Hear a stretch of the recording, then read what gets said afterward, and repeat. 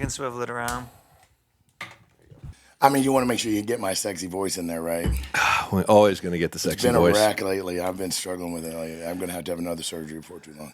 So it's actually something I've been meaning to ask you because I've been struggling with scratchier than normal all the time because you're talking so damn much. Is that just what it is? Well, I don't know. I have polyps on my voice box. Oh, gotcha. So like singers get. Yeah. Except I'm not a singer. Yeah.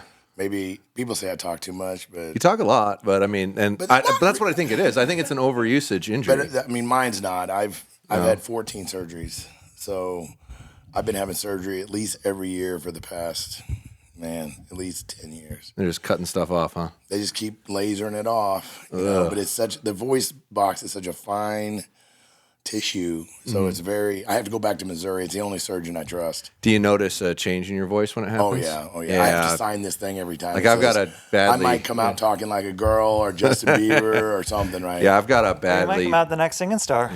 Yeah, well, unfortunately, I never get a singing voice every time. And thank goodness, my voice does always come back pretty close, right? Yeah. I don't have too much trouble. Yeah, I've got a deviated septum from I don't even know what, but like the left side of my nostril is almost completely blocked. I have like no airflow All the time. and I haven't done it because I'm terrified my voice is going to all of a sudden sound different. Have you done the balloon thing? Have you tried the? What's that? I think Hillary does it, where Ryan's wife, they put a balloon up there and they inflate it. It's kind of painful, quick, and it's over, but it just like punches that open. Oh, really? Without That might be worth surgery. it. That might be worth a try. A lot of the holistic, I think, doctors are into that kind of stuff. Cheers, guys. Yeah. This podcast has been a long time coming. Yeah, buddy. Yeah, somebody had a premature pop. Heard that happens as you get older. When you're 59, Younger. it happens a lot, brother. Or it doesn't happen. It either happens premature or it doesn't. There you go. Oh, that'll probably be a soundbite. But Oh, for sure. all That'd right. be a good clip to have. yeah, that's all right. What'd you think of that? That's pretty good. Isn't that good? It's not bad. I haven't had it yet. I've seen it. Yeah. It's tasty. It is tasty. I normally kind of like monsters every now and then, but I do like that. Yeah. I like a lot of first form stuff, to be honest. I'm a big fan of Andy Frisell anyway, but I like he tells how it is. I kind of like it. Yeah, I had somebody, I think it was 4 years ago or whatnot. It was right after I'd first gotten divorced. I went to somebody's birthday party or something. It was a kid's birthday party for a friend of mine and met some guy, and he asked me if I'd ever listened to that. I was like, what the hell is that? Andy Frisell? Yeah, he said, yeah. Have you ever listened to Real AF podcast? I'm Yeah. like, what? And he's like, oh, yeah, don't be a hoe, share the show. I'm like, Yeah. okay. Yeah. He's like, it'll make sense to you. Just listen to it on your way home. And I listened to it. I was like, I just love how outspoken he is and not afraid. Dude, he's not afraid, and He's not that's what I afraid. like. We need more people like that. I mean, he's a real man, and he doesn't back down. And if he's wrong, He'll he say says it. it. Right? That's Yeah. cool. A lot of people won't do it. They'll just avoid it. Right? They'll act like they didn't say it. Yep. But I really, I liked him before, but when we went through COVID, when he was all over it, right? Yeah. And I really appreciated that he stood up for people and all the people that were, telling the truth. And anyway, I like him. I like his company. He's from Missouri. I mean, come on. Yeah. Oh, is he? He's right. Yeah, he's right in your down the backyard. street from me, although he is in the ghetto. Yeah, that's what I hear. But yeah, he's a cool dude. Yeah, neat story, really, for that dude. Well, Josh, go ahead and introduce our. Well, the man has a voice that everyone would recognize. It's Mark Livesay. Like you know who he is, or you should know who he is if you've ever heard that voice. But tell us a little bit about yourself, Mark. Well, thanks for having me. I mean, this is a little bit off my beaten path. I mean, I'm amongst greatness now. So, Please. anyway, I made the trip over today. I live in Missoula now. I'm from Missouri originally. We were just talking about Andy Frisell and being in St. Louis and First Form and et cetera. But I was born and raised in Missouri. About 10 years ago, my wife says, you need to retire from our business and you got to get back to hunting more. And I was in a bad spot. I just, you know how you're an entrepreneur. It never stops. You can work 100 hours a week. And most of the time as an entrepreneur, you work scared. Like you just, not really scared, but you just never want to let up. There's no guarantees. You feel like if you let up, everything's going to crumble. Yep. And so that's kind of where I was for years in the event production business, right? It's just a grind every weekend. I worked 42, 45 weekends out of 52 a year. That's rough. So anyway, I retired, moved west, and man, the only regret I got is I didn't do it 10 years Sooner. earlier. Yeah. I love it out here. I love Missouri, but it's just not out here. And this is I was just figuring it up. This is my 36th year of elk hunting. I've missed 1 year in the 36th, and that's the year that my wife says we're moving because I was not very good to live with at that time. So yeah, this is my 36th year. I'm turning 60 this year during the season. Dang, what a landmark. It's a weird feeling, man. 60 years old. So I have a 16-year-old boy and a 13-year-old daughter. I have a young wife, obviously. But we moved here, and now I'm living the dream. And I started this treeline pursuits idea just because I wanted to kind of like have fun with this Western hunting thing that I missed doing so much. Or I didn't get to do it as much as I was. So I moved here, got llamas immediately because I knew I was going to be hunting like 100 days a year pretty much. I mean, I knew I would be pretty close to that. And I just know myself. So I got llamas, and now I have 40 llamas. So my wife says I have a light switch. She says I don't have a dimmer. I either turn it on or I turn it off, right? You get one llama, you got 40. You start hunting elk, you hunt 100 days. Yeah. So then I got into bears, and now I'm doing 30, 40 days of bears every year. So I kind of all in kind of dude. Even when I did Ironmans, it was like I did 12 Ironmans in 10 years, and then I retired. Yeah. It's funny. I love driving over here because my very last Ironman, Coeur d'Alene. I retired in 2007 from racing, and my last one was Coeur d'Alene. And then that race went away for a couple years, but now it's back. I guess now again. Yeah, it's back. So, well, anyway, that's it in a nutshell. I mean, now I'm immersed in Western hunting. I never dreamed that I would be in the quote industry. That wasn't my plan. My wife reminds me all the time. She goes, "Now remember when you got in the event business because I was doing triathlon."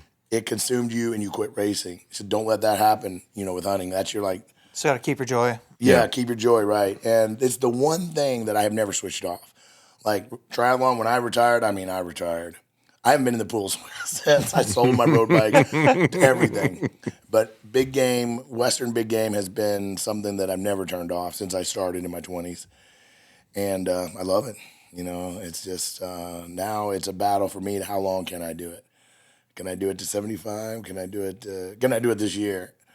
I just had a major injury this year in the spring. I was on a wolf hunt in Canada, and I tore my quad attachments off my knee. Shit. So I was 5 months straight-legged, and I'm back to walking pretty good now, but little stiff still. But my biggest problem is I got to get my fitness back. Right. You guys know. You guys are young still, but man, let me tell you, at 59, recovering fitness is not easy. Where exactly are you drawing the line at young still? Well, I don't know. I call still. 50 young now, boys.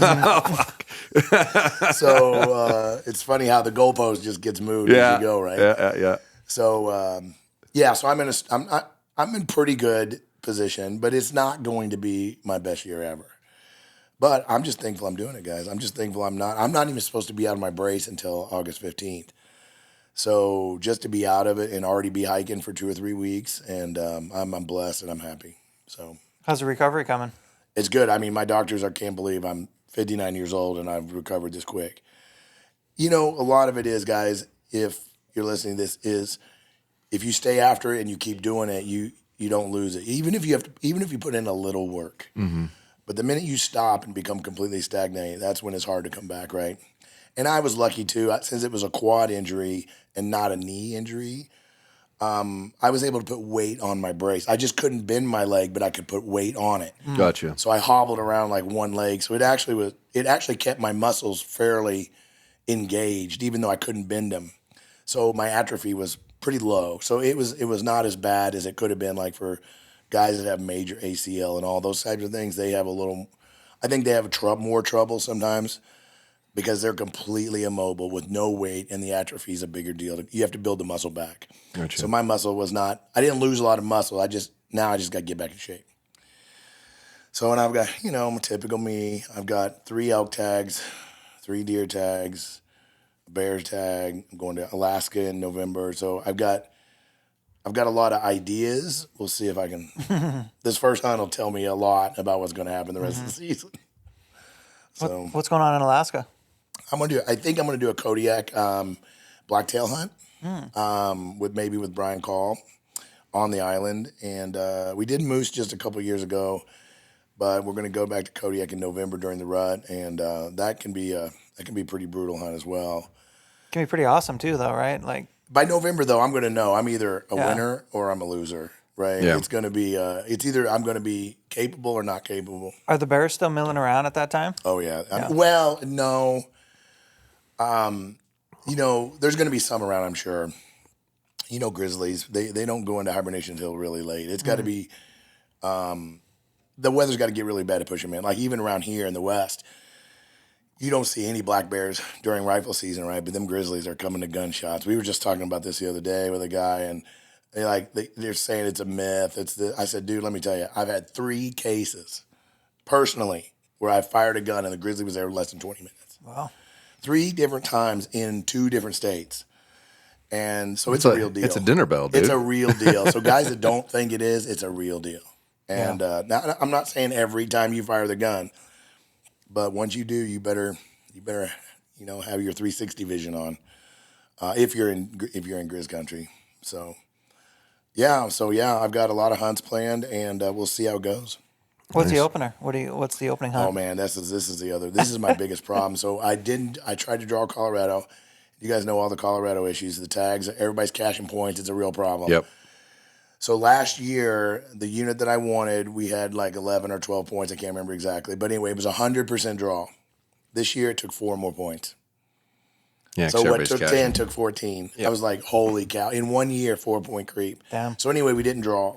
So then we were scrambling because it's going to be a filmed hunt for piece equipment. And we have no elk tag. I have no elk tag. And so I got in the secondary draw in Wyoming and pulled a tag, which is Oh wow. the reason it's in the secondary draw because it's grizzly infested. It's wilderness area, which you got to have a resident as a non-resident. And 2, it's freaking vertical. So, and that's when I'm going to kick off in just a couple weeks. So, God. From the trailhead, it's like 4,000 feet up Oh my to god. get to the ridge where we start hunting. So what you're saying is you're going to send me a picture on day 1 with a blowed up leg. Yeah, well, it's either going to be You just got out of that brace, dude. I'm going to be winning or losing. That's what I said. It's either going to be. So last year, some guys tried to take some llamas up, and now they were kind of subpar llamas, but they didn't make it. They had to turn around. The llamas couldn't do the first ascent. So my llamas, I've been training them pretty hard. They're actually on a training mission right now. So I don't have any worries when my llamas can make it, but that's really the reason I can do it is because of my llamas. If I had to carry my 70, 80-pound pack with this leg up to do that, I don't know that I could do it this year. But my llamas have changed the game for me, So. And how cozy of a camp setup are you doing? Oh, it's gotten a little ridiculous. gotten The more more and more llamas I cozy, get, the hasn't bigger it? my camp gets. I just had a conversation last night with the guys I'm going with. I said, all right, boys, we're going to go back to basics. We need to be able to bring 2 elk. I can't make that climb. I know I can't make that climb multiple times. So I'm like, okay, we need to have enough room. We're going to take 11 llamas. We need to have enough room to bring 2 elk out. No problem. So we don't have to make 2 trips. So we're going to go lighter than normal, whatever that means. So, yeah, I used to be really minimal, guys. I mean, minimal. But when I got llamas, first of all, I had 4. I started out with 4, and that was really nice. 1 person with 4 llamas is pretty swank, right? But I still kept it pretty. And then the next year, I started taking camp chairs, and then I started taking, real food. And then I started, all of a sudden, a 12-pack would slip in there every now and then. And then a little bit of Elijah Craig would make the trip. Before I knew it, I needed 6 llamas solo. And I was doing an 8-man teepee solo. So I've gone from one extreme, and now I'm on the way back down to a little more minimal. Yep. Have a little less stuff.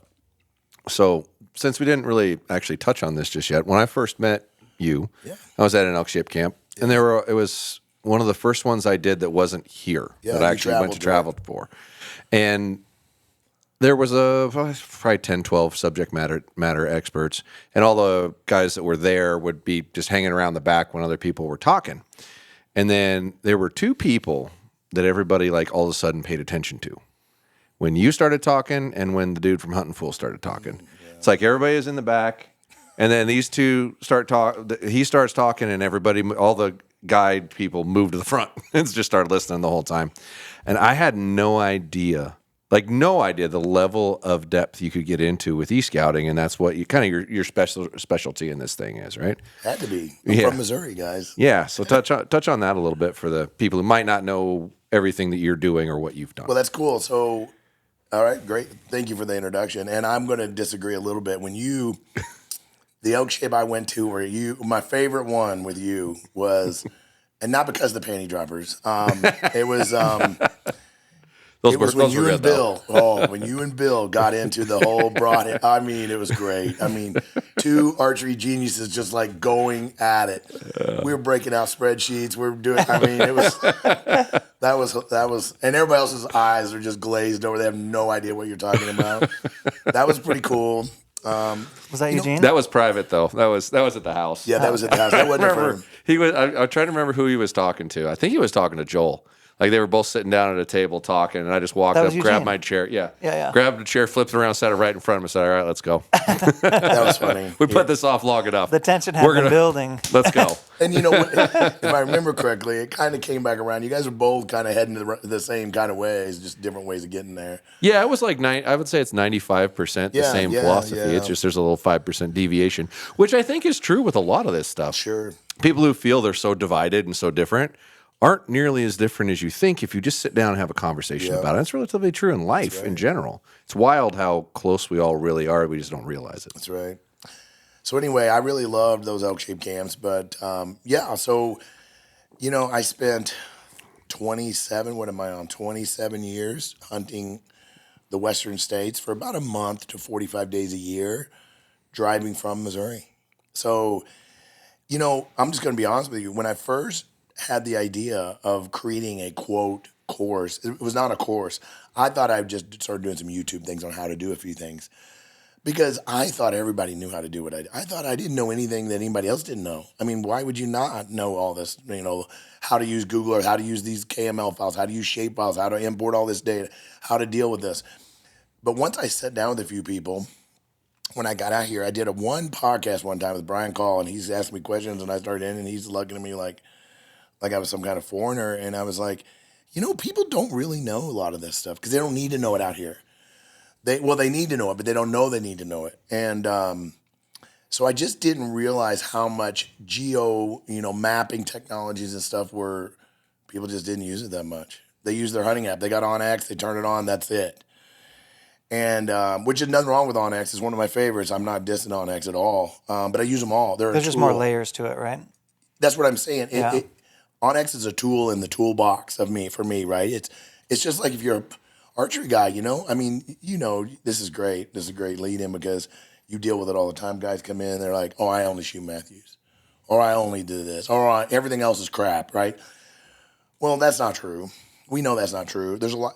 Certain bows are good for certain people. It's a personal thing. But nowadays, I mean, you correct me if I'm wrong. You're the experts, but there's a fine line between these bows now and what they can do, what they don't do, and certain features, and you just kind of, it's not that one's terrible and one's superior, in my opinion. It's just. They're pretty damn close, honestly. Most of them. That's what I think, too. They're really similar. I'm a novice in this world, but. So anyway, COVID happened. Mm-hmm. So when COVID happened, my event business was zero. So I told my wife, I'm like, you know what? I'm going to build this course. And I said, I don't know. So it took me a year, the whole 2020, part of 21. I built the course and I launched it. And I'm thinking, I don't know if I'm going to sell a single course. And in the first week, I sold 500 courses. Wow. And not many people even knew who I was then. Not that they do now, but I have been on enough podcasts now and been around a few shows and a bunch of live things. So I have gotten a little more attention with what I'm doing, but I had no idea.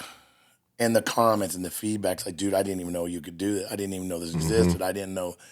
So it was very rewarding. I loved it. And I got a lot of hate too. I got a lot of guys saying, man, you're ruining Western hunting.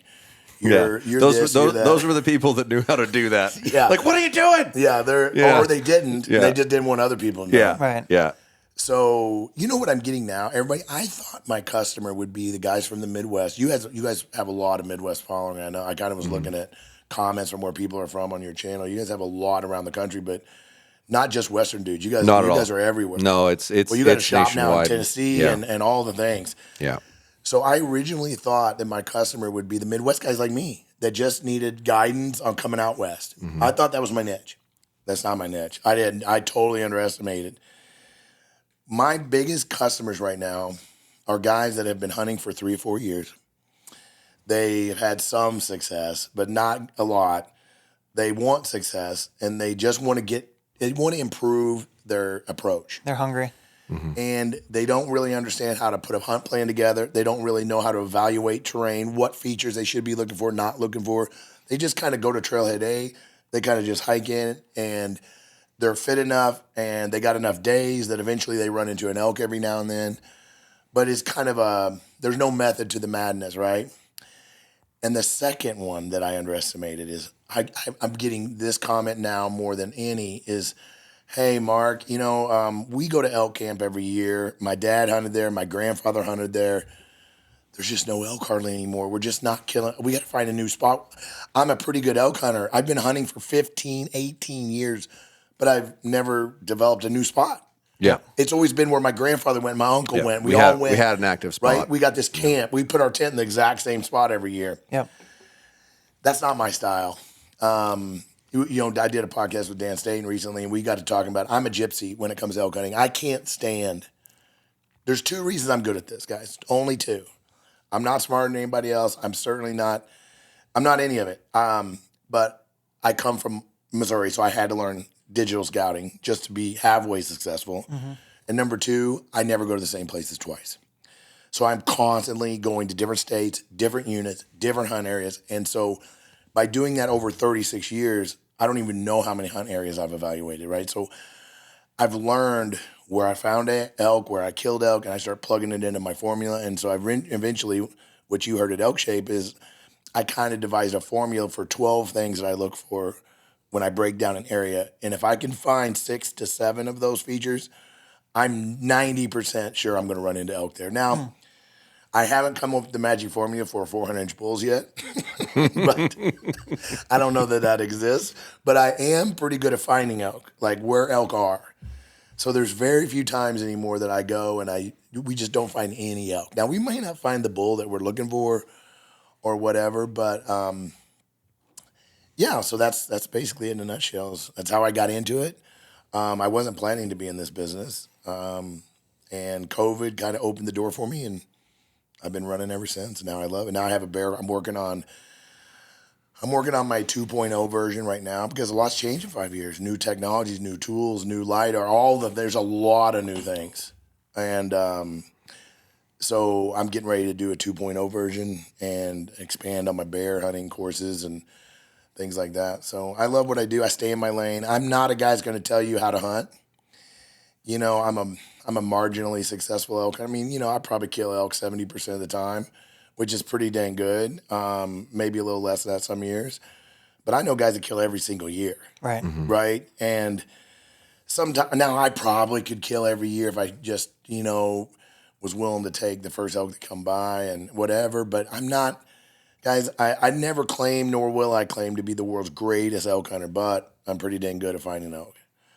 And I'm pretty good at putting hunt plans together and being able to help people stay in the game. And that's kind of my lane. Yeah. I hear the complaint a lot now, or it's like a modern complaint. It's like there's more hunters in the woods, there's more pressure, there's more people. And I'm like, in some states, it's an allocated fixed amount of tags. There's no more. So there's not more There's people, not. right? There's the same amount of hunters, maybe just dispersed differently. So like that person that's making that complaint, they have to have a way to find another spot to hunt, is what they're saying. Is like, there's more pressure in my area. That sucks because this is my area, but they don't have like the next thing to go to. That's you know right. what I mean? A lot Have of you seen guys, that evolution where it's like people are... you're 100% right. And it's so funny. Like I have a new show that I'm doing, a weekly show, right? And I'm getting ready to record one. It's called Hunt Area Paralysis, which is exactly what you're talking about. Guys get so invested in a spot. They feel it's like easy to do, right? It's easy to get kill a excited big about bull, a spot, it's emotional. right? And Yeah. they're all in. You want to They're have it all to in. yourself? Who doesn't want to have a spot to themselves? And they don't got backup options fully vetted. They don't have, and then when it doesn't work out, maybe the weather turns bad. Maybe they're fatigued. Maybe they're a little dehydrated. All the things, right? Maybe their wife is texting them about the kids are tearing their hair out. Well, then if you don't have a plan, guys, and you don't have backup options, those other factors will drive you out. They'll drive you to quit. But when you got step A, step B, you're much more likely to be like, you know what? There's none here, but I've got a great secondary spot, and I'm getting ready to make a move. Take your dirty little sausage grubbers off of your phone and listen up for a second. It's getting to be that time of year where many of you are going to be heading out into the field, making memories, and chasing wild game. If you need any archery stuff and more, check out podiumarcher.com. Josh has a wild amount of inventory over there, and I have a discount code. It's TimC. It'll help you save a few bucks on most items. After the podcast with Mark, we were all sitting out in the driveway solving the world's problems. And Mark pitched us an idea. He was like, hey, do you guys want a discount code for your audience? And Josh and I both think that's a no-brainer. You can head over to Mark's website, Treeline Pursuits. His website will be linked right down below in our description. And if you're interested in his course, you can get 20% off using the discount code Josh and Tim. I think e-scouting is one of the most valuable tools to find animals, get away from people, and keep your hunt moving the right direction.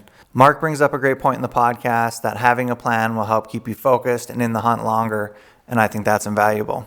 If you want to check out Mark's course and level up your e-scouting game, everything will be linked right down below in our description. And as a little bonus, we wanted to give a course away.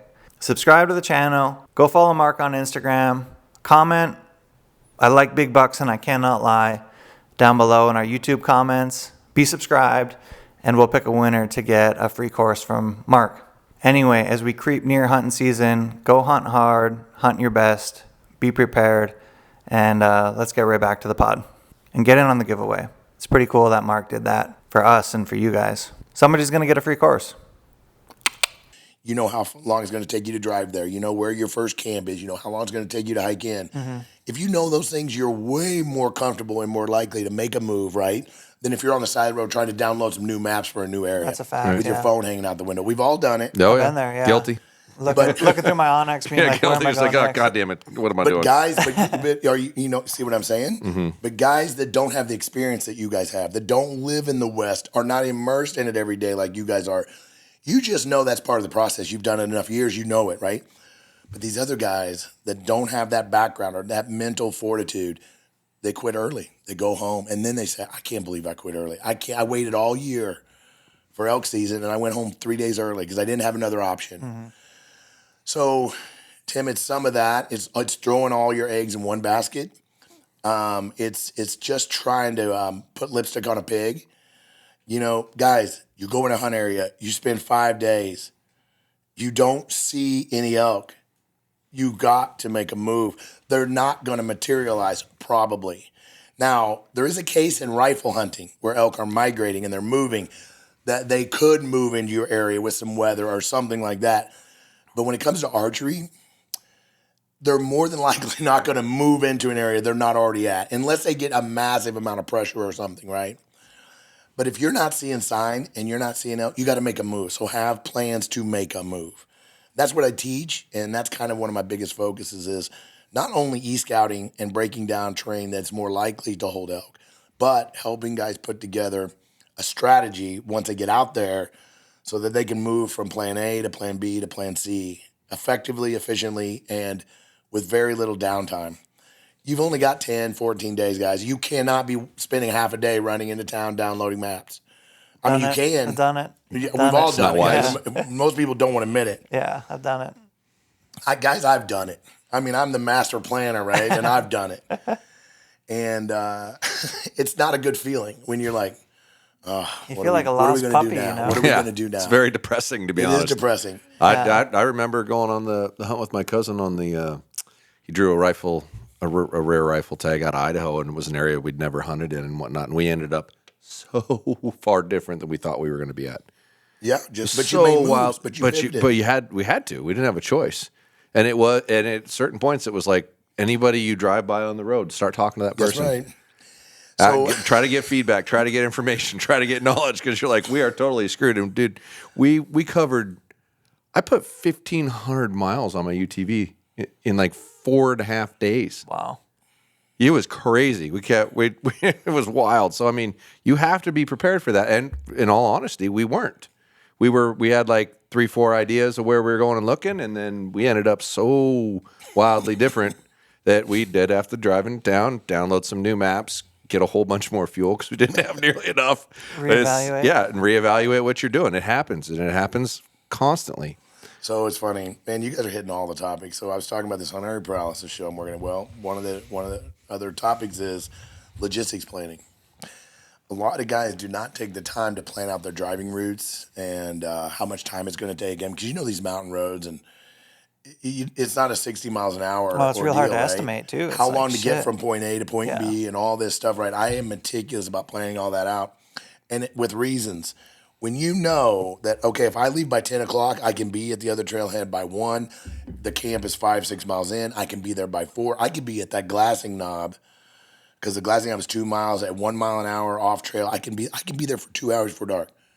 Your mindset just changed, guys. When you know that information, you're excited about making a move, right? Yep. But when you're like, well, let's go over here and see what happens, that's not exciting. But when you say, I've already got a glassing spot, I've already looked at it, I know what we can see from there, I feel like we're going to be able to, you're energized. So instead of being, and I'm telling you guys, on a hunt, on a Western hunt, if you haven't done it or you're very new at it, the mental juggling that you have to do with yourself is serious. Like, you're going to be tired, you're going to be fatigued, you're going to not see elk, you're going to be, your wife's going to take all the things. People are going to blow out your area. You're going to run into dudes. Yeah. How hard, or you're going to find a road you thought was closed, it was open. All the things that just really want to bring you down. So I talk about this a lot. You have to start controlling the things you can control. So all these other things that you can't control are easier to deal with. Yeah. With the elk, we can't control the elk. But we can control is where we look for the elk. So in your case, I was going to say, you spent a lot of time looking for elk, not much time hunting elk. Correct. That's the cornerstone. When we found elk, we killed an elk. Yeah, like that. But your hunting time compared to your total time, I'm just guessing, was a sliver. Dude, it was nothing. It was zero. So what I'm like trying to get people to think about is a little bit different. It's like, guys, set up a strategy where you spend more time hunting elk than looking for elk. Yeah.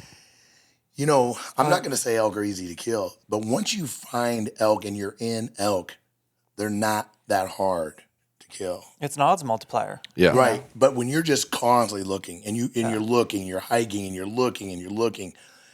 But when you can make a move, get on elk, make a move, get on elk, make a move, get on elk, because you know that you've looked at the features, you know there's a good chance they're going to be there. And when those things start producing success, your odds of your kill percentages go through the roof. What kind of bums me out a little now, guys, is I've been doing this for 5 years, right? You would not believe the bulls that dudes are sending me. And they're like, I've never killed a bull over 350 myself. I'm just not a giant bull killer. I don't know what the problem is.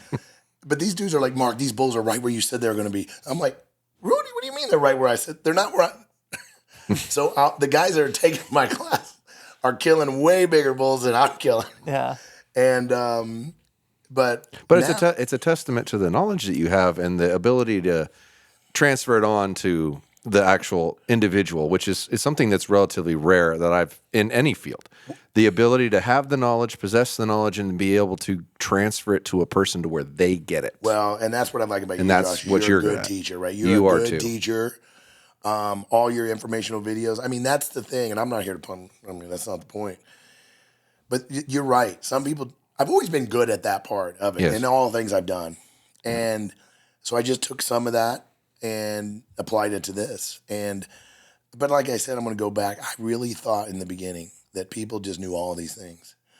And I started going to elk shape, just getting up in front of people talking. And I'm looking at people and they're like... Eyes are like this big around. They're just like, what are you talking about? What? Like, oh, what? And then you start seeing the aha moments. You're like, oh, yeah, that makes sense. North-facing bench is 3/4 of the whip. Oh, really? Or this saddle of whatever. And you're like, oh, that makes sense. And that's the thing. You take one of my courses or you take whatever, you're going to be like, oh, I know that. Oh, I knew that. Oh, that's good. I knew that. So it kind of validates what you already know.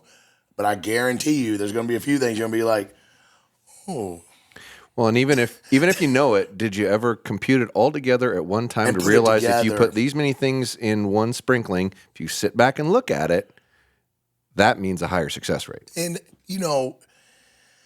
people, well, I was just talking to Dan. He did a boots on the ground scouting trip, which I rarely do. I just rarely do it because my philosophy is if you go on a 3-day weekend and hike maybe 25 miles, you're going to see that 25 miles. If you took the time that you spent traveling to a spot, hiking in, and you sat in front of your computer and use some of the skills that I teach you, you're going to be miles ahead of anything you could ever do boots on the ground. Yep. Now, does that mean you shouldn't do it? No. But what I'm saying is the only time I endorse boots on the ground is if you have more time than sense. So like if Tim tells me, Mark, I can go any days I want. I have no limit on days. I'm like, then you should do boots on the ground. Why not? Yeah. But if you're like, why? What I'm saying is, guys, I would never sacrifice a hunting day for a scouting day. Never. I hope you hear me on that. Not one time would I do that. Meaning, if my wife gave me 14 days to chase elk, I would not take 4 days off of the hunt to go scouting and then have 10 days to hunt. Never, no way, ever. What I would do is when the wife and kids went to bed at 10 o'clock, I would jump on my computer and I'd stay up till midnight or 1 o'clock and I'd just be hammering Google Earth. I'd be looking at terrain. I'd be analyzing view sheds. I'd be planning routes. I'd be doing the work, getting my plans together, importing my pins, getting all my offline maps checked out, make sure everything's working. And when I get there, I'm cooking with gas. There's no downtime. I've got options. When you run out of options, your mental ability to stay in the game starts to plummet. When you've got options, you always have hope. And hope kills elk, guys. And when you lose hope or when you become dejected, that's when the killing success starts to plummet. And leaving early on a hunt. I talk about this all the time. You stay to the last freaking minute, no matter what. Yep. No matter what. And everybody, how many times have you been in this scenario like, well, if we killed an elk right now, I don't know if we have time to get it out before I have to be at work on my whatever, right? No. I mean, you can do that if you want. You kill the elk and you call your boss. Yep. And you say, hey, I just got an elk. I'm going to be 1 more day late. You beg your wife. You don't use the excuse to leave early because you got something. The odds of you killing a bull are not high anyway, but it could happen. I can't tell you how many elk we killed in the last days. Ryan Lambert, that dude, he's a good friend of mine. He's probably one of the best killers in North America that I know. He has killed so many animals on the 14th day, 15th, 16th, 17th. Everybody thinks he's a killer, right? It's because he will not quit. Yeah. He will stay. He will run out of food. He will, whatever it takes until it happens. And now he's constantly apologizing to his wife. He's, he misses a lot of things. Now, I'm not saying you have to take that approach. I'm just saying don't quit early. Don't. Those they make a big difference. Yeah. Yeah. For sure. No, there's been so many hunts that I went on that I killed my animal on the last evening. Yeah. Yeah. I've done it a lot. And I learned that fortunately for myself, but so often a guy will just, I'm going to go home. I'm tired of hearing the calls from the wife or whatever. It's like, no, just hunt the entire time no matter what. Well, it's easy to make those excuses because, you think, I could go home, I can get this done. I could be working on this. I could be spending time with my family. Well, those thoughts are coming in because you're not productive in your brain because you don't have options. You don't have options. Yeah. You ran out of options and the hope is plummeted. Yeah. So, it's funny you said that because how many times, I'll put you both on the spot. How many times have you left early from a hunt and were happy about it? How many times you got home and said, man, I'm glad I left early? I can't think of any than me. When I left early, I was always kicking myself. Like, why did you leave early? Yeah, I'm trying to think how often I've even left we early. Wait. Those guys in the shop. I've done it a couple times probably in my life, but rare. I don't. That you thought was a good idea? No, that I just go, that I left early, that's period. what I'm saying. But when I did, I always felt bad about it. I was just down in your shop, a bunch of dudes in there last. I haven't shot my bow all year. They're getting rests on. That's who shows up in August, we got 2 weeks to go. And I'm like, they're already behind the 8 ball, right? Now, I'm not saying I'm in front of the 8 ball this year. This is a rough year for me too, but I kind of lost my train of thought there, but when you when you go home early, I did a podcast with Brian Call about this, guys. You should look it up. Brian is this anti-quitting. He's so anti-quitting, right? That's the other thing too. I want to say something else. Sorry. Surround yourself with guys that push your limits. Don't surround yourself with guys that are going to try to talk you into going home early. Mm-hmm. Choose your hunting partners wisely. Yeah. I'm a solo guy for the most part, but now that I've got into the filming game and stuff, I have to go with more people than I ever have gone before. But I go with guys that are way better than me, way tougher than me, way fitter than me, way younger than me. I know they're going to push me right to my limits, and I love that. Now, there's times I don't love it, but at the end of the day, it's a winning formula. But when you go with guys that are likely to go home early, miss their family, guys, you should miss your families. That's not the point. But I was down there. Oh, this is what I was going to say in the shop. The guy was like, man, it's been a long time since last season. I just can't wait, till opening, whatever. And I'm like, we just all pine for the season to open, right? Why would you want to cut it short? Why would you want to, even if you're camping, even if you're out there, you're still learning.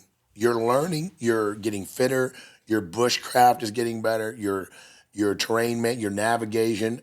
Every day you spend out there, whether you're killing elk or seeing elk, you're still improving your skill set. That's going to help you down the road. So quitting early does nothing but shut down your learning. You don't advance as a Western hunter.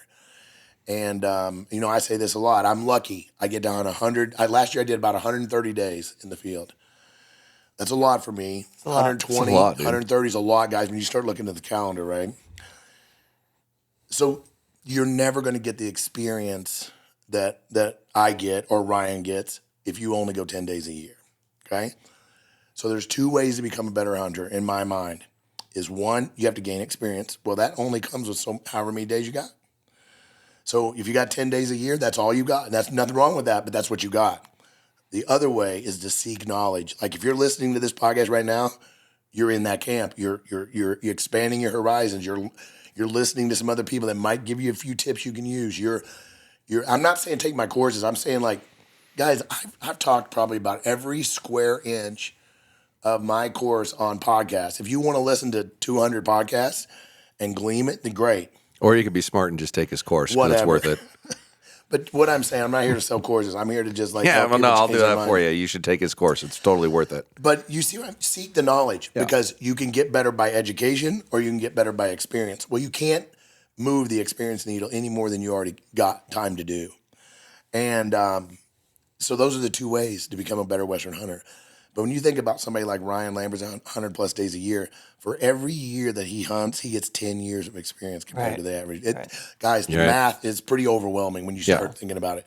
In 5 years, it's 100 years difference. Well, don't you feel like, and tell me if you think there's something different, but like the greatest test of your hunting skills is to go into a unit or an area that you've never hunted. That's right. Figure it out and punch your tag. That's right. Like, because we can all get to know our local home zone or whatever and feel like we're a bit of a backyard hero or get to know the local herd of whitetail or elk or whatever it is. But like when you go into a unit you've never been into, you don't have any leads other than what the work you've done. Like it's very challenging and it's very rewarding too. Man, Tim, I didn't know you were so articulate with this stuff. But let me just say, He's got an English degree somewhere, doesn't he? You are so right, and I hope you that are listening to this are paying attention. I'm going to recap this. The best way to become a better elk hunter, the number 1 way, is to hunt new spots. That's the best way that I know of to elevate your elk hunting skill set is to march your ass in to these new spots. Evaluate them, get your hunt plan together, go in there and make an executed hunt. You learn so much. But when you go back to this thing, you know every drainage. You don't even have to turn on X to get back to your truck. Let me tell you this. If you do not have to power up on X to find your truck, then you're in the wrong spot. When you're like, oh shit, I got to figure out how to get out of here. Like I got to plan a route out of here, you're in the right spot. But when you're hiking the same trails you've always hiked every year, you could do it in your dark. You can hike in the dark and you can hike out in the dark without never turning your phone on. I'm not saying you're not going to kill elk because you probably will, but that doesn't make you a better elk hunter just because you're killing elk. Just makes you familiar with an area and where the critters You're are. just good at the execution. Or you might not learn as much as you would if you. Oh, you clearly won't. Yeah. Like it's a new spot. Like say we hunt the thick bush in our area and then you go to eastern Montana. Yeah. Like that's a different skill set. Well, that's one thing I don't have. So I have never hunted northern Idaho for elk. Don't. Well, It's terrible. Mark, it'll be the worst experience of your life. See, and I think there's some gaslighting going on right now because I think it would be a based on great my challenge for you. research, It'd be a great challenge. based on my research, I mean, hey, on this podcast we tell the truth, right? Yeah, 100%. Okay. I think that northern Idaho's on the comeback right now. I think that some big bulls are starting to get killed I think so again. too, yeah. Yep, I agree. The herds are doing better. We're finally knocking some wolves down, right? They're getting the wolves down. They're the wolves. I'm not saying they're on the run, but they're definitely aware of humans. And it's just a cycle, right? It's a cycle. Sure. And I would say it's like the rabbits and the coyotes, right? Like it's the first thing you learn about in science. When there's a bunch of coyotes, there's not a bunch of rabbits, and then they die off because there's not a lot of rabbits. And and the wolves are spreading out now. There's wolves in places there wasn't been, so maybe there's not as many. Whatever the reasons are. Yeah. But I do think northern Idaho's on the move again. And since I live in Missoula, I mean, northern Idaho's easy to hunt. Not that far away. You should try it. And I love calling elk too. See, that's one thing that I've worked in the last few years on my spot and stock skills because that's been a weak link for me because I've always called elk. I've always just loved calling elk. And so I am going to get back. I am going to do a northern Idaho hunt at some point. Fist bumps. Yeah. I'm going to do it at some point. But I call thick and deep and nasty. I call it level 9 elk hunting. I think if you can find and kill a nice bull in North Idaho, chances are you could do it just about anywhere. Yeah, and the reality, if you're trying to prove to yourself your own ability, that's a great place to go because it is harder than almost every place. I still think back to, the old Primos movies, right? Oh yeah, because everybody watched those, right? I think it was Primos 6 or Primos 7, the Truth 7 big bulls, right? That Will Primos came to North Idaho. And he's like, I will never come back here ever again. It sucks ass. It's steep and deep and nasty, and you better be in good shape because it'll kill you. Got a wake up call. Yeah. Yeah. Have you killed a Roosevelt? No, that's another one. Yeah. So there's a few things on my bucket list. Is Roosevelt, Northern Idaho, and I want black bear in California is on my list. I've got other things on my list, but those are on the short list right now. I'm really addicted to bear hunting now. So it was interesting. Like when I came from Missouri, I've killed a lot of bears in my hunting career, but always an accident. Like, guys, I'm pretty old, okay? You could drive to Colorado with an elk tag, buy an elk tag on your way out, pick up a mule deer tag on your way out, and grab a bear tag at the grocery store. For just about every place in Colorado, except for the killer draw units. Well, those days are gone. The bear tags are draws, some are over the counter. But anyway, back in those days, I would always have a bear tag, and I'd be hunting elk, and a bear would go by, and I'd get a chance, and I'd shoot a bear. But I never targeted bears. I never went out on a mission to hunt bears, right, until I met Ryan and Brian. And they were getting after the bears at that time, and so I went on a couple hunts with them, and, man, I was addicted to it immediately. And so now I'm spending almost as much time bear hunting, not this year because of my leg. It was a bummer, but bear hunting as I do elk. So I love bear hunting. My wife, when I go elk hunting, she'll be like, well, how long are you going to be gone? I'm like, okay, this and that, no big deal. When I go bear hunting, she'll say, well, just don't come home until you get a bear.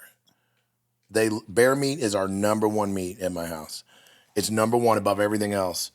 For some reason, my family, they love mountain bears. I killed a Prince Wales bear a couple years ago, and that was nasty. Really? Oh, it was so fishy. It was terrible. Sure. High terrible. Fish. We had made dog food out of it. But there's a reason with the locals there don't keep bear meat. Now I found out why.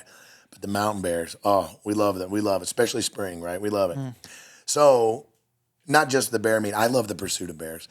It's hard. It's rugged terrain. They're unique animals the too. Success rates are low. You gotta put in a lot of work, and especially for a 6-footer, a big bear. But yeah, I love bears now. So bears now, that's my jam. So Yeah, I love bears too. I think Josh does too. Yeah, I'm a big fan. Been hunting bears since I was 9 years old. yeah, well, you guys, I mean, this is the bear hunting capital of the world, but We're in a good spot. Yeah. they're kind of hard to spot stock here a little bit, Sure. as thick as it is. But there's still openings. It's There's doable. still Yeah. Still the be done. logging roads. There's a lot of tactics you can use here, Yeah. right? And you know, to be honest, these are the places where you kill the megas because the bears here can stay away from people. They can live 15 years here. Yeah. When it's wide open country, like there's not, you know, it's wide open. The hunters see them, they get after them. Yeah. But these bears that can live in the thick, they can live. I think if we generalize North Idaho, the bears I think are a little smaller than say like your Michigan, Wisconsin, Alberta. Oh yeah, Carolinas. for sure. And you know, I talked a lot about this with Dan, and I think it's because it's their work for calories. You know, everything's like this. Probably right. They're always working for calories. So there are some big ones and some big giants that come out, but yeah, like Those like North Carolina bears, they just roll under some acorn tree and just, Like like or, Missouri. or so- Wisconsin bear sits out in Yeah. the cornfield and just does this, and they're not like athletes. They're like oh, they're fat. They got they're diabetes. rolly. Yeah. You know what I mean? They're diabetic. You These know? are not bodybuilders. These are They're diabetic bears. Yeah. You're not wrong. That's we had this one bear we hunted for. if you see a neck roll, you know that's We had this Yeah. bear we were hunting in Idaho one time, and we had seen him the year before, and he got the nickname. We name all of our bears. That's the other fun thing we do. We named him Fat Albert, and he was diabetic. What I mean, state this was he bear in? was so he would walk 2 steps, and he just breathe. I'm like, he's gonna fall over any minute of some coronary. He was so old, and he could not even breathe. But we couldn't get him. He just wouldn't come down. He was smart, and what state was this? it was Idaho. Okay. And which is rare, right? To see one like that. Yeah, But California, dude. Oh my gosh. there's a ton of Some bears. the bears in They're having a problem. The berry and well, California has a lot of problems, Right. let's be honest. That's one of yeah. But banning spring bears and having all these restrictions on them, and they're just exploding. Sure. And the habitat's amazing for bears. Right. And so it's on my bucket list. I got a few friends in California, you know, so I'm looking forward to doing it here soon. I'm gonna sacrifice a little bit of fall elk hunting and go to California soon. That's always been the struggle for me when it comes to bears. Is I never want to sacrifice the fall hunting because there's so many options in the spring. That's right. Right. And that's why we've been so addicted to spring bear hunting. But, Yeah, it feels like all the other hunting, but you can do it in a different time of year. But like my other state I went is Washington bear hunting. It's fantastic, right? When the berries in the fall. Mm-hmm. But they ban spring. They ban spring. California banned spring. Colorado banned spring. Well, yeah, and all their statistics said to not do that. Colorado is in a didn't mess care. right now. They got yeah. bears on top of bears. Gotcha. And because nobody hunts them. And now they make it where, I might be wrong on this, but I don't think you can buy a bear tag on your way to an elk hunt in Colorado in most of the areas anymore. Really? You have to draw. I mean, they're not hard to draw for the fall, but I don't think they're over the counter in a lot of places. That's wild. I don't know. I haven't hunted in Colorado in a long time. Ever since I moved to Montana, I've only hunted Colorado one time. And not because I don't like Colorado. I just hunted. My first 19 years of elk hunting was in Colorado. Oh, Jesus. My first 19. And I don't even want to date myself, but this is how old I am, Josh. When I first started, you could draw New Mexico like you can draw. Like I drew 5 or 6 out of 8 years in New Mexico. And then after my last tag, it took me 21 years to draw again. Because of the demand, right? Wyoming, you could go every year, every other year. Yeah, to Wyoming. it's very scarce now. Like it's so much harder. And this Colorado change with the over the counter is just going to make it brutal.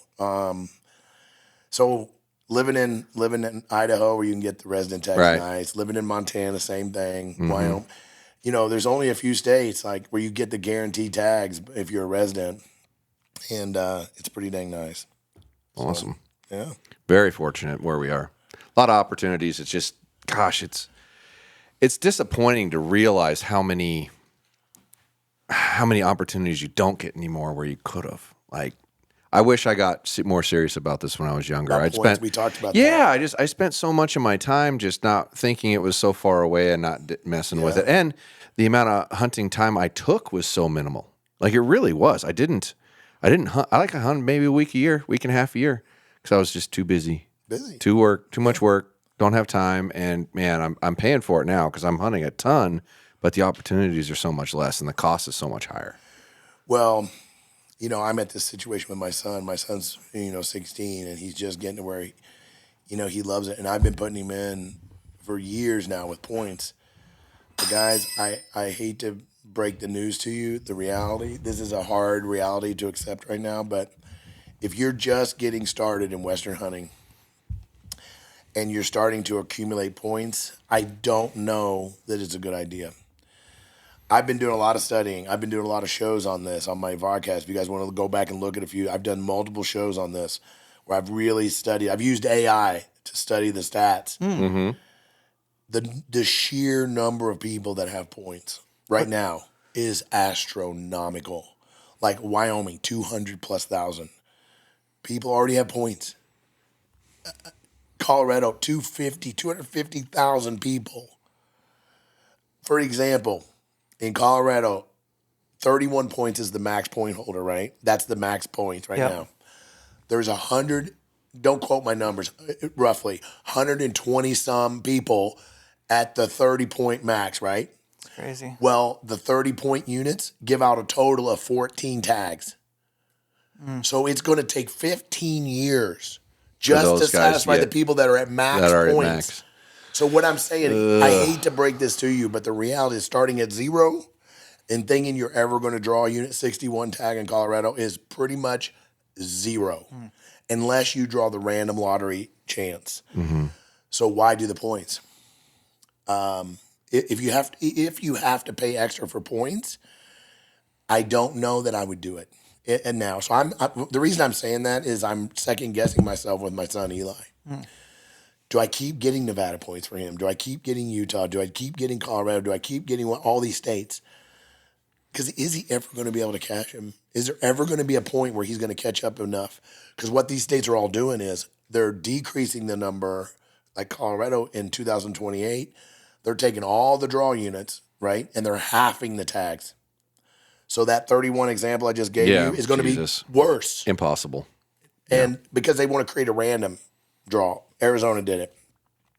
Because what's happening is guys that don't have points are not applying anymore because they got no chance of draw. Right, they think they can generate more revenue with They generate more applicants. So, well, yeah, and if you take the money you would spend on applying for points and just put it towards something else, whether it be a landowner tag, that sort of thing, which is where that was the situation I was in, which I still opted to do the points. And I looked at it from the standpoint of, well, I'm giving money to the state towards game.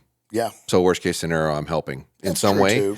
Right. But I also looked at it in reality of the next 10 years or whatever, I'm going to have to buy landowner tags because I'm never going to draw anything reasonable for a decade. That's right. So states like Idaho, where it's true random, they were the only ones that got it right. Now, Idaho has some problems too. They're starting to fix it now with this draw. They're going away from this standing in line business, right? Mm-hmm. Which sucks for me because I'm from Missoula. I can drive over here. But in reality, it's not fair to everybody, right? I get it. It's not. So but it turns into a disaster it's a mess, every right? year. Guys are buying 15 tags for everybody. Yeah, the crazy thing. And I've heard rumors where they're selling them. They're all of this stuff. They charge. People are paying them to stand in line. All kinds of shenanigans, right? Yeah, literally. When I had to do it, I'm waiting in line. I'm looking at the tag I want to get. There's still tags left, and I'm like, great, I'm getting the tag I want. And then this guy's like, oh, I got to get one for my uncle. Okay. Oh, great, I'm getting the tag I want. Oh, I got to get one for my uncle's friend. Great, I'm still getting the tag I want to get. Oh, I'm getting one for this. Fuck, my tag's literally gone because this guy bought 4 tags. That's right. Dude, there was a guy from me. I had one in front of me. Yeah, I had one in front of me. I had 7 2 years ago. And he's like, I'm sorry, bro. I'm like, yeah. Now, we are singing the blues, but that's still way better than being on the line getting a lottery number 80,000. Yeah. Right. Yeah. Yeah, but that's just because we felt like we had the cheat code to be able to guarantee you're going to get it. Is if you just go wait in line, get up early, sit out in the cold if you need to, whatever you got to do. Now it's 2 days early. Now it's a day early. It's 2 days early now. Yeah, which is why that whole thing needs to go away because it's turned into a fiasco. Away. You guys knew that. You guys are residents, you probably don't pay attention, but so that's all gone now. So now it's going to be a problem. not a problem, but now it's a mono. Get in the draw. Well, the other problem was, you guys know, like if Tim, you and me wanted to go hunting, we had to literally be in line together. Right. Or Yeah. you could rarely get the same tag as your hunting buddy. Super challenging. Yeah. So it's hard to hunt with a partner. It's hard to hunt with a partner. So it needed to happen. I hated to see it because from a selfish standpoint. Well, it's scary. You're damn near guaranteed. I know, and you I know had the some know how to secret do spots. it. I had Yeah. a secret spot. I'm not going to divulge it, but I had a secret As you spot. should not. I was the first one in line Yeah. for 3 years in a row, and Life is pretty good. I bought Diamond Creek. I bought all the best tags, right? Yeah. And but those days are over. So I feel like I could say it now. Yeah, no point in hiding the secret stash spot yeah. that you didn't. Man. There was, I had one that I never needed to use, but I had one spot that I went to that I think the worst I was ever in line was like 7th, the worst. But there was one that nobody went to because they only took cash. Oh, So you had to actually have cash in your hand at a non-resident rate, and there was never anybody in line at it. Yeah. It was one year if I was like, if I showed up at the one spot and there was a bunch of people in line, I was like, screw it, I'll just take cash and I'll go over there. yeah. Well, this podcast is going to come out in the middle of August. Okay. Guys are ramping up, getting ready for season. Let's leave them with a couple of best practices to help them punch their tags. Okay. Guys, I want to revisit that's what we talked about. Have options and have a lot of options. For example, if you're going on a 10-day hunt, I would recommend that you have a minimum of 4 hunt areas kind of in your mind, worked out. As worked out as you possibly can have worked out. I mean potential campsites, glassing spots, elk finding features, all and looking benches, north slopes, dark timber patches, water if it's an area that water is an issue. All the edges of. I'm really big on edge habitat, edge of everything, right? Edge of meadows, edge of fires, edge of beetle kills, edge of ridge edges. All of them. Elk love the edge of everything. We would guys. never see an elk in North Idaho if it wasn't for edge habitat. That's right. You Edges, know? because and the reason they're on the edge, guys, it's elk like buffets. Yeah. They like to go to Golden Corral, right? And when you have an edge environment, you got shade, you got sun, and the diversity of the forbs and the grasses is the highest on the edge. So that's why edges are so key to finding elk. But not just people think of edge of a meadow, but that's not true. It's edges of fires, edges of beetle kills, edges of clear cuts, edges of rock slides. How many elk have you found on the edge of a rock slide before? Or trails or tracks? Do they, for some reason, they love edges of rock slides? And I think it's because of the vegetation diversification, because of the partial shade, partial sun. I'm sure you're right. Sure. Yeah. For sure. So make sure you guys have options. If you're doing 10 days, do 4 hunt areas so that you always have an option. And one of those options, guys, if you're going to hunt and you're in its early archery season and you're going to go up to the top and you're going to hunt 8, 9, 10,000 feet, whatever your state has, make sure you have at least one option that is a radically different elevation zone. That's smart. Because here's what's going to happen. I just talked about this on a podcast. There's a tool in my toolkit. Again, I'm not trying to sell my thing, but I just put it in about a month ago where you can look at the moisture levels for your hunt area.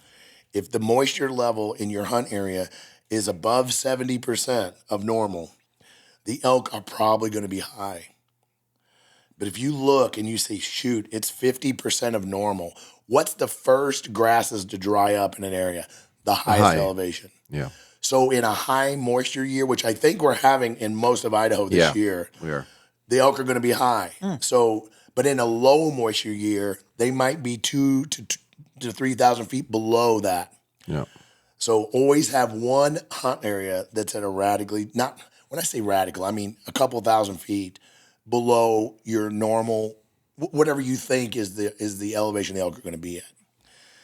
So that's I think that's a good tip for guys, is to have those multiples. And guys, when I say hunt areas, okay, I don't mean hunt area extensions. So what I mean by that is, I don't mean hike into Camp A.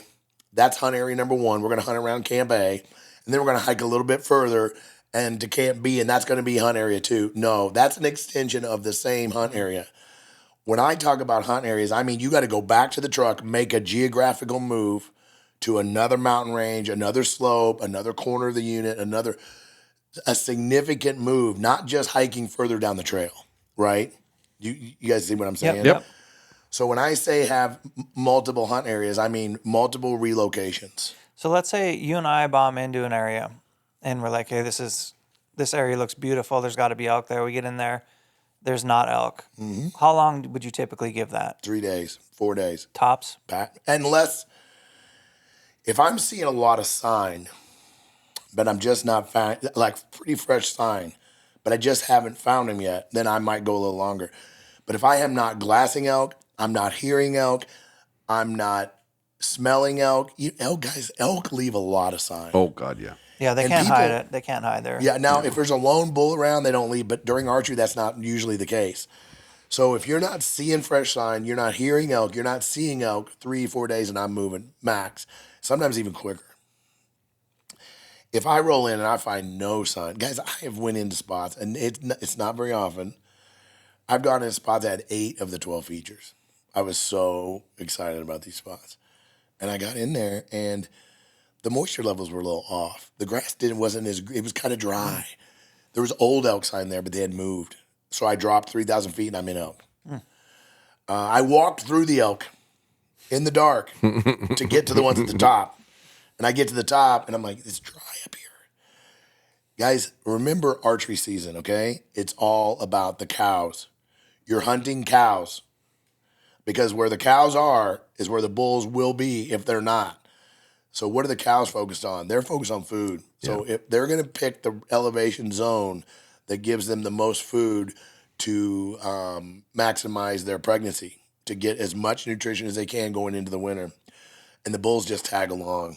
Now, before the season, the bulls might live at the tippy top where there ain't even a blade of grass hardly, you think. Yeah. But once the cows start coming into heat, let's call it September 4th, 5th, 6th, in that range, there's a few coming into heat then. Then you're going to see them in proximity to the cows. They may not be with them yet, but they're going to be in the very near proximity. So those are good things. The last thing, I hate to even bring this up, but I'm going to. Guys, this is a very special year for elk hunter. If you're hunting elk this year, you have an opportunity to do something that haven't been able to do in about 7 or 8 years. The equinox and the new moon are on the same day this year. So September 23rd, we got dark moon and full equinox. So the equinox, in case, guys, if you want to go and do a search on Google, search my name and search equinox. I've written 2 or 3 articles for Go Hunt about this topic. So the majority of the cows come in heat plus or minus 3 to 5 days of that 23rd.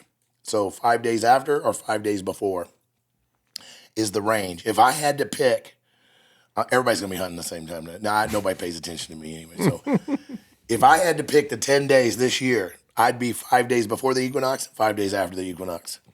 And on the 23rd, because it's dark moon and equinox. Obviously, it doesn't happen. It's a cyclic thing, right? Mm-hmm. Hasn't happened for several years. Last year was freaking, I don't know if it was full moon, but it was pretty bright moon. Now, guys, I don't think the moon changes the rut. A lot of people do, but I don't. I just think it changes their behavior. They do more nighttime activity. They're still doing it. Right. They're just not doing it when you can put an arrow in them legally. Yes. So by having a dark moon and the rut is in full swing, could be. Yeah, they got to be out there. Could be a winner. Yeah. So that's a good tip, I think. Wow. It's a great tip. That's a nugget. So Mark's always got a great tip. Yeah. That's a good one. I think it's a good one. I'm excited. See, that's weird. The stuff that I geek out on is so weird, but I love hunting dark moon and I love hunting the equinox. And when they both line up, I'm like a kid in a candy store. Yeah. So for that time frame, I'm not on any filmed hunts.